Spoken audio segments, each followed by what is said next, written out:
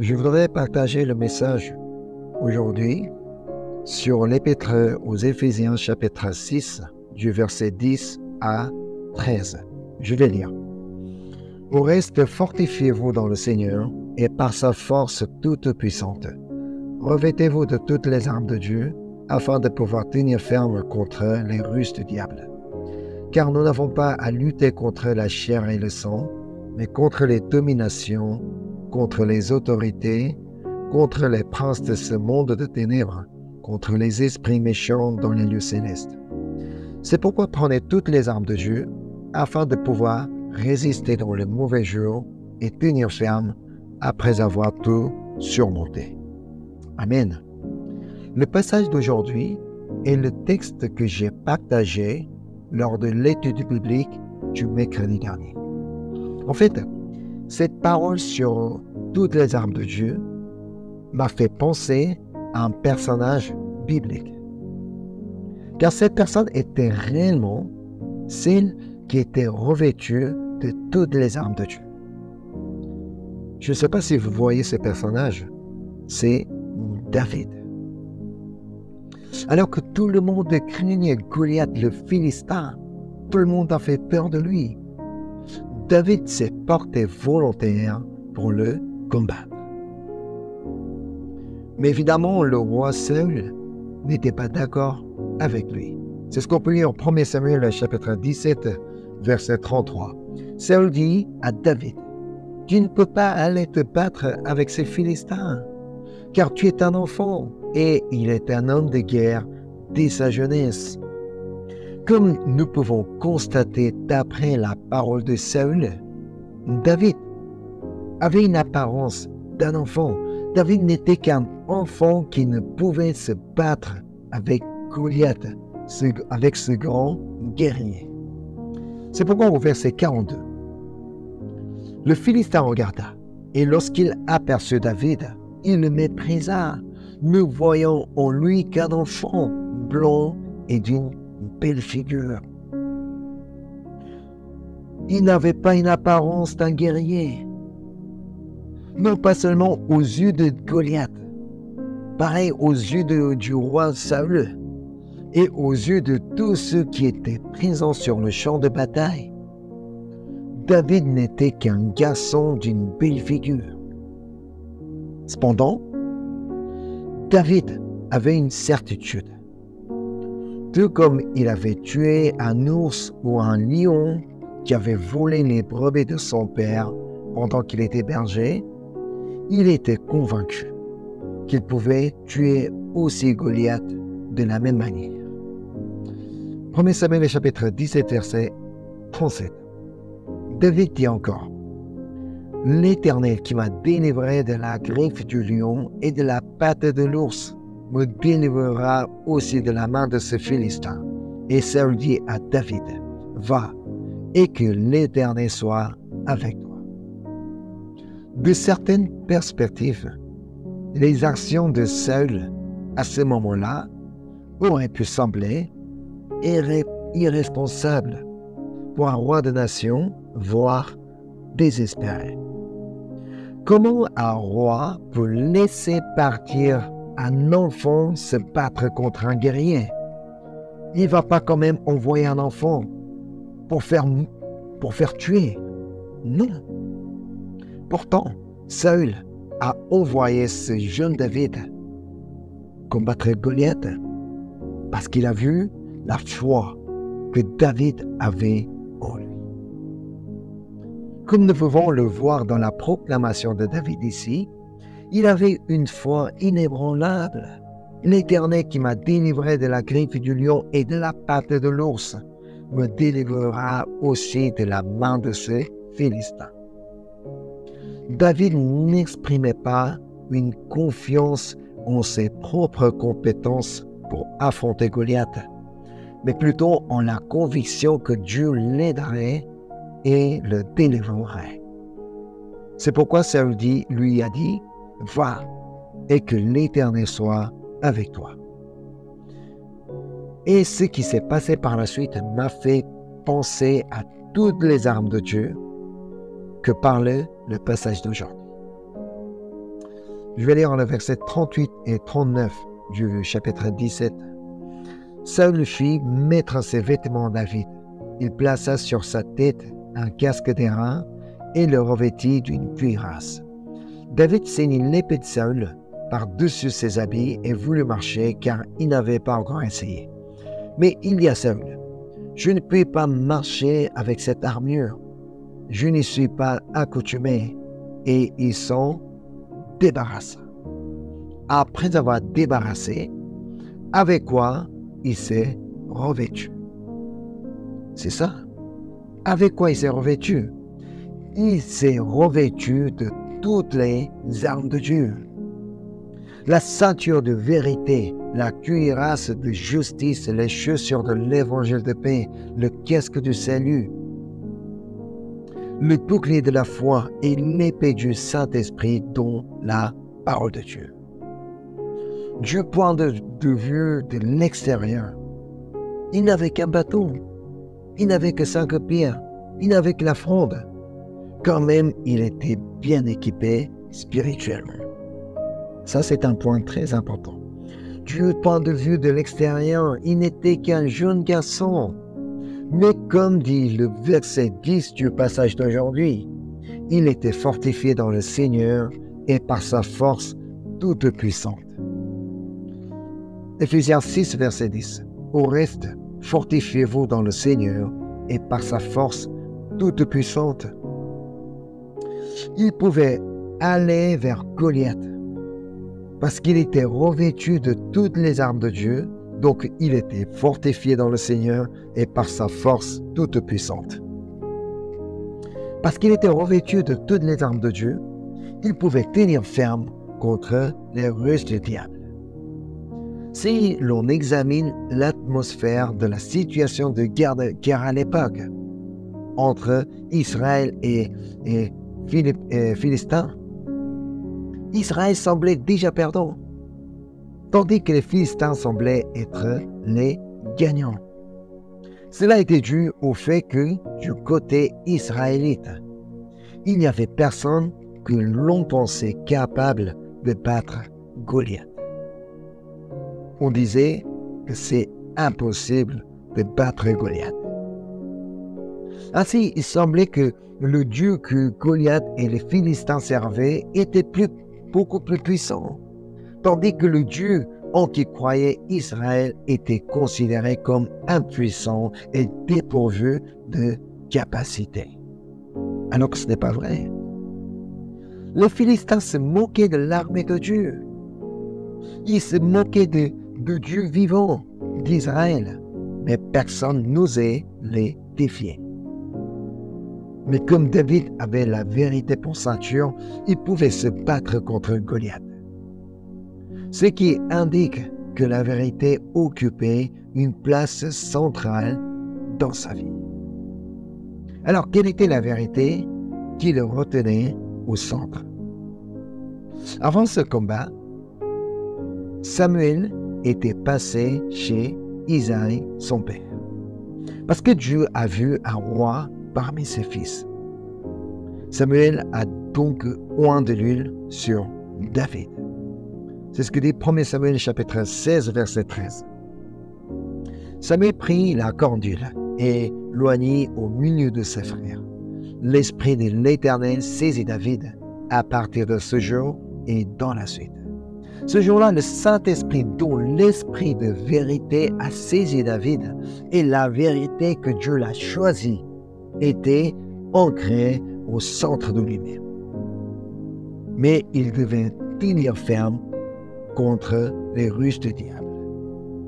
Qu'est-ce qu'il aurait pu dire? Mais toi là, mais t'es qui pour te battre contre Goliath? Mais t'es qu'un jeune garçon. Mais tu crois être supérieur qu'aux autres. Ce sont les soldats israélites. Ils sont là parce qu'ils ne savent pas se battre. Non, regarde toi-même. Tu n'es qu'un jeune garçon. Tu n'es même pas grand que Goliath, ni plus fort que lui, et sans armes. Mais tu crois où là? Tout de même, David est allé battre Goliath en tenant ferme contre les ruses du diable. C'est parce qu'il avait en lui la ceinture de vérité. La vérité comme quoi Dieu l'a choisi était ancrée dans son cœur. Et David n'avait pas de cuirasse, mais lui, il avait sur lui la cuirasse de justice. La cuirasse sert à protéger la partie haute du corps et particulièrement le cœur. Comme la cuirasse de justice le protégeait, il pouvait aller vers Goliath. Je vous ai déjà dit que David a connu beaucoup d'obstacles jusqu'à ce qu'il aille le combattre. Le moment le plus difficile était au moment où son frère l'a sévèrement attaqué. 1 Samuel chapitre 17, verset 28. Eliab, son frère aîné, qu'il avait entendu parler à ses hommes, fut enflammé de colère contre David. Et il dit, « Pourquoi es-tu descendu et à qui as-tu laissé ce peu de brebis dans le désert? Je connais ton orgueil et la malice de ton cœur. C'est pour voir la bataille que tu es descendu. » Pardon. David était là parce que son père l'a envoyé. C'est tout. Mais son frère l'a condamné sans chercher à connaître la raison. Mais lui, il n'a pas été perturbé car il était revêtu de la cuirasse de justice. Son frère ne connaissait pas son cœur. Son frère ne connaissait pas la raison. Alors qu'il était là en train de le condamner. Mais il était sûr et certain que son Dieu connaissait son cœur. Que son Dieu connaît tout. Même si quelqu'un nous condamne, tant que Dieu dit que nous sommes justes, tant que Dieu nous justifie, nous sommes justes. C'est ainsi que David pouvait avancer vers Goliath. Je pense que ce verset représente bien le cas de David. Romains chapitre 8, verset 30. Et ceux qu'il a prédestinés, il les a aussi appelés. Et ceux qu'il a appelés, il les a aussi justifiés. Et ceux qu'il a justifiés, il les a aussi glorifiés. C'est exactement ce qui s'est passé dans la vie de David. Et encore, David avait mis pour chaussure à ses pieds les ailes que donne l'évangile de paix. Cela signifie que David vivait déjà en paix. Il y a une confession de David qui nous montre bien qu'il avait la paix en lui. C'est Psaume chapitre 23, verset 1. L'Éternel est mon berger, je ne manquerai de rien. Amen. C'est parce qu'il avait la paix en lui qu'il pouvait dire « je ne manquerai de rien ». On peut comprendre qu'il vivait réellement en paix. Parce qu'il avait les chaussures de l'évangile de paix. Partout où il allait, il a pu procurer la paix. Depuis que David est oint, le roi Saül était agité par le mauvais esprit. Il souffrait. C'est là que David est venu jouer la harpe. Ainsi Saül pouvait retrouver la paix. C'est ce que dit 1 Samuel chapitre 16, verset 23. Et lorsque l'Esprit de Dieu était sur Saül, David prenait la harpe et jouait de sa main. Saül respirait alors plus à l'aise et se trouvait soulagé, et le mauvais esprit se retirait de lui. Ça veut dire, Saül a pu retrouver la paix grâce à David. Et encore, le jour du combat contre les Philistins, tout Israël était rempli de crainte. On était terrifiés de la présence de Goliath. Et c'est là que le seul homme qui ne craignait pas est venu battre Goliath. Ainsi, Israël a pu remporter la victoire. Grâce à une personne qui a mis des chaussures de l'évangile de paix, tout Israël a pu retrouver la paix. C'est ça. Et encore, David n'avait pas un bouclier comme Goliath, mais lui, il avait le bouclier de la foi. Dans l'histoire du combat entre David et Goliath, on peut trouver un contenu ironique, assez intéressant. 1 Samuel chapitre 17, verset 41. Le Philistin s'approcha peu à peu de David, et l'homme qui portait son bouclier marchait devant lui. C'est assez drôle quand même. Pourquoi? Parce que, alors que Goliath est un guerrier de grande taille, lui, il vient battre un jeune garçon d'une belle figure, avec un homme qui porte son bouclier devant lui. Mais comment ça? Même si on avait des coutumes de ce genre pendant les batailles de l'époque, était-il vraiment nécessaire pour Goliath de le faire? Il pouvait dire, le porteur de son bouclier, il pouvait lui dire, non, mais c'est pas la peine, mais regarde avec qui je vais me battre. Mais j'ai pas besoin de toi. Mais s'il était accompagné d'un homme qui portait son bouclier, qu'est-ce que cela signifie? Ça veut dire que Goliath avait des craintes dans son cœur. Il avait certains doutes, il avait certaines craintes dans lui. Si jamais je suis attaqué par ce petit-là, c'est ça. Il avait la crainte parce que lui, il n'avait pas le bouclier de la foi comme David. Mais une de ses confessions nous montre bien que David avait le bouclier de la foi en lui. C'est Psaume 23, verset 4. Quand je marche dans la vallée de l'ombre de la mort, je ne crains aucun mal, car tu es avec moi. Ta houlette et ton bâton me rassurent. Il croyait non seulement que Dieu était avec lui, mais encore il croyait que Dieu est là pour le protéger. C'est pourquoi il pouvait aller se battre contre Goliath. Comme David croyait que cette bataille est dans la main de son berger, il pouvait aller se battre contre Goliath sans porter le bouclier. Et encore, il ne portait pas le casque comme les autres soldats, mais lui, il avait le casque de salut en lui. Le casque protège la tête. Et dans la tête, nous avons des pensées. Celui qui part en combat aurait des pensées dans sa tête. Et David, lorsqu'il se présentait pour se battre contre Goliath, lui, il a mis le casque du salut sur ses pensées. Un combattant va forcément se poser la question, donc avec quelle stratégie, comment je vais me battre, comment gagner, tout ça. On va avoir des idées dans la tête. Mais regardons, comment David prépare le combat?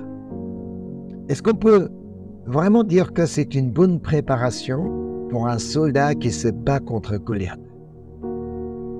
1 Samuel chapitre 17, verset 40. Il prit en main son bâton, choisit dans le torrent 5 pierres polies, et les mit dans sa gibecière de berger et dans sa poche. Puis sa fronde à la main, il s'avança contre le Philistin. Il se peut que David était confiant de lui-même parce qu'il était vraiment doué au lancement de pierres. Mais aux yeux de tous ceux qui regardaient ce combat, qu'est-ce qu'il aurait pu penser? Il aurait pu dire, mais ce gars-là, ce jeune garçon-là, il est complètement fou. Mais qu'est-ce qu'il fait? Il va aller se battre contre Goliath avec des pierres. Non, mais ça va pas ou quoi?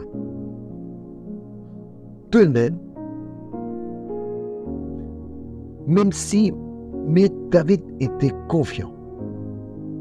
Mais le problème, c'est que, comme tout le monde commet des erreurs, ce jour-là, il pouvait commettre des erreurs. Il pouvait ne pas réussir à toucher Goliath. Et comme Goliath est un guerrier, il pouvait esquiver la pierre. Encore, il pouvait contrer des pierres. Dans ce cas, il ne pouvait rien garantir. C'était la mort pour David. Malgré tout, il pouvait aller se battre avec Goliath parce qu'il avait le casque de salut sur lui. car il savait que le salut était dans la main du Seigneur. On va lire 1 Samuel chapitre 17, verset 47.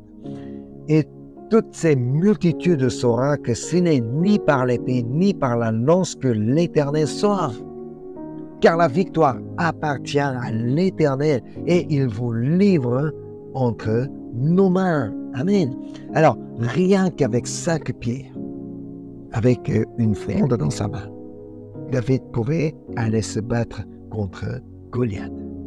Et enfin, David n'avait pas de l'épée en lui, mais comme le Saint-Esprit était en lui, comme il était fortifié dans le Seigneur et par sa force toute puissance, il pouvait proclamer par la foi.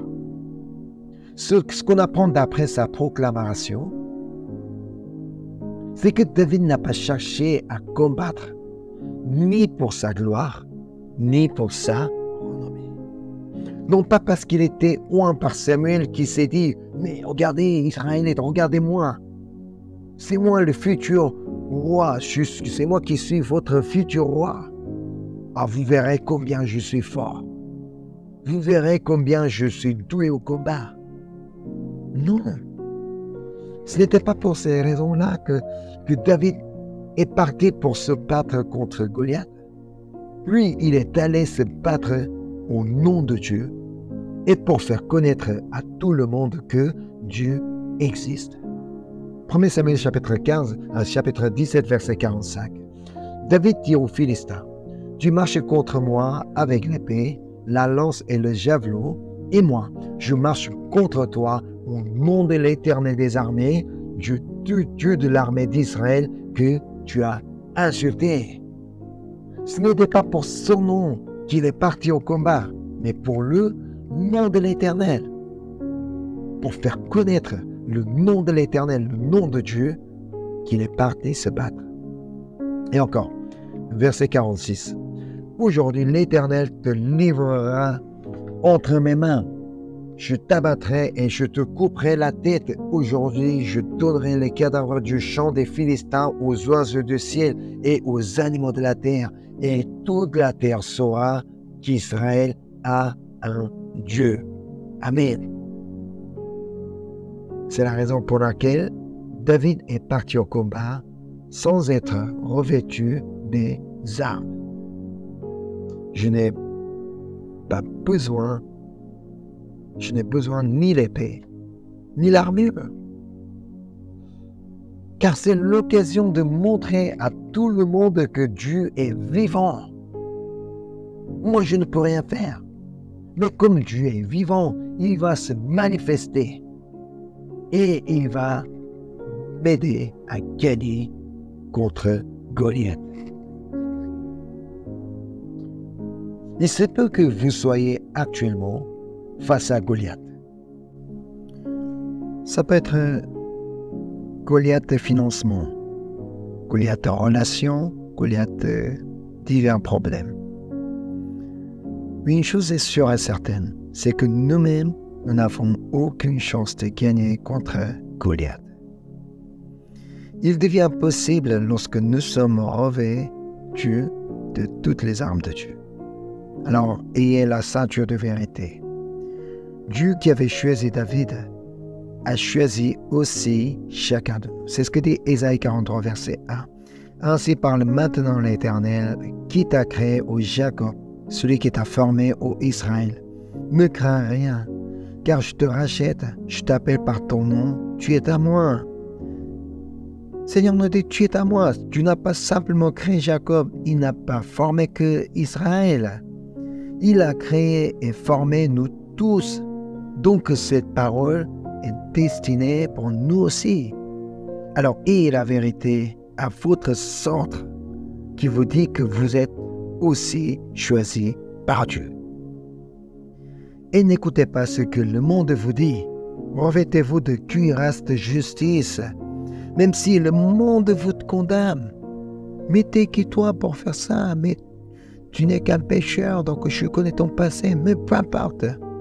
Tant que tu nous as justifiés, tant que nous sommes justifiés en Jésus-Christ, nous sommes justifiés. Alors avancez fermement vers Goliath. et soyez remplis du Saint-Esprit afin que vous soyez en paix. Car ainsi, nous allons pouvoir mettre la chaussure de l'évangile de paix et que vous pourrez procurer la paix à tout le monde, partout où vous allez. Matthieu 5, verset 9, Jésus nous dit « Heureux ceux qui procurent la paix, car ils seront appelés fils de Dieu. » Mais si c'est dans le cas contraire, si on devient quelqu'un qui fait séparer les gens, qui fait diviser les groupes, je serai malheureux et je ne serai jamais appelé fils de Dieu. Alors, espérez la paix que vous allez procurer aux gens grâce au combat contre Goliath. Si vous avez la paix en vous, espérez aussi que vous allez pouvoir procurer la paix grâce à ce combat contre Goliath. Et encore, ayez le bouclier de la foi. Notre situation peut nous faire craindre, inquiéter, mais ne laissez pas traîner en vous. Ayez la promesse de Dieu qui est notre bouclier. On va regarder Josué 1,9. Ce n'est pas uniquement à Josué que Dieu parle ainsi, c'est à chacun de nous que Dieu parle. Ne t'ai-je pas donné cet ordre? Fortifie-toi et prends courage. Ne t'effraie point et ne t'épouvante point, car l'Éternel ton Dieu est avec toi dans tout ce que tu entreprendras. Dieu est avec nous et il est là pour nous protéger, alors surmonter la crainte et avancer vers Goliath. Et ayant l'idée que Dieu est là pour nous sauver, mettez le casque du salut. Mettez-en sur vos pensées et sur vos projets. C'est ce que dit Proverbe 19, verset 21. Il y a dans le cœur de l'homme beaucoup de projets, mais c'est le dessein de l'Éternel qui s'accomplit. Le dessein de Dieu ne serait jamais qu'on perde contre Goliath. Le dessein de l'Éternel n'est jamais mauvais. Alors, ayons l'idée que tu es là pour nous sauver, pour notre salut. Alors mettez le casque de salut avant d'aller vers Goliath. Et enfin, ayez l'épée du Saint-Esprit dont la parole de Dieu. C'est la parole de Dieu qui nous donne la victoire. Alors il faut déjà connaître la parole de Dieu. Il faut déjà avoir la parole de Dieu en nous.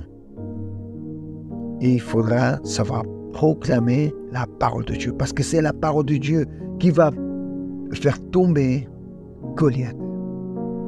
Lorsque nous proclamons la parole de Dieu par la foi, Dieu entendra cette proclamation et c'est Dieu qui nous aidera à faire tomber Goliath. Alors, soyons David de cette époque revêtus de toutes les armes de Dieu, afin de montrer au monde, à nos proches, aux autres, que Dieu est vivant. Amen. Nous avons vraiment besoin d'être revêtus de toutes les armes de Dieu. Nous-mêmes, nous ne pouvons jamais vaincre Goliath. Nous n'avons qu'à être revêtus par toutes les armes de Dieu. Amen. Je vais prier. Merci Seigneur, merci pour ta parole, merci pour ta grâce, merci pour tout ce que tu as fait dans notre vie. Aujourd'hui, je voudrais vraiment que nous puissions être revêtus de toutes tes armes, Seigneur. Nous voulons être revêtus de la ceinture de vérité. Et nous voulons aussi avoir la cuirasse de justice. Et nous voulons avoir aussi les chaussures de l'évangile de paix. Nous voulons aussi avoir le bouclier de la foi. Nous voulons aussi avoir le casque du salut. Et nous voulons aussi avoir l'épée du Saint-Esprit, dont l'épée de la parole de Dieu. Seigneur, nous avons vraiment besoin de toutes ces armes, car nous ne pouvons rien faire contre Goliath. Alors, nous te demandons vraiment que tu puisses nous aider à garder ces âmes qui viennent de toi, Seigneur, jusqu'à ce que nous puissions remporter la victoire. Merci pour ta parole, merci pour tout ce que tu as fait. Je te prie au nom de Jésus-Christ. Amen.